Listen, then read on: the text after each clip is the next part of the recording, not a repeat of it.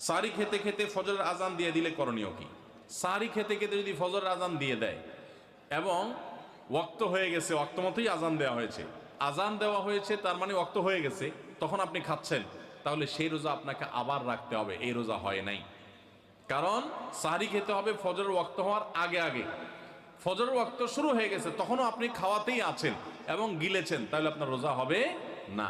যদি এমন হয় যে ওয়াক্ত হচ্ছে তার আগ মুহূর্তে খেয়েছেন, এখন মুখে খাবার আছে, খান নাই, নিয়েছেন খাওয়ার জন্য, বাকি ওয়াক্ত হয়েছে বা আজান হয়েছে দেখে আপনি ফেলে দিয়েছেন, তাহলে রোজা হতে পারে। এখন দেখবেন যে ওয়াক্ত হওয়ার পরে কিছু খাইছেন কিনা, অল্প যদি খেয়ে থাকেন ওয়াক্ত হওয়ার পর, ধরুন আপনার 5:20 আজান হলো বা ওয়াক্ত হলো ফজরের, তা আপনি ঠিক 5:20 সময় অল্প একটু খেয়েছেন, এক ডুব পানি খেয়েছেন, বাস এই রোজাটা আপনার আবার রেখে দিতে হবে, কাজা করতে হবে। আমরা অনেকে যদি সাহারি খাইতে না পারি তাহলে আর ওই দিন রোজা রাখি না।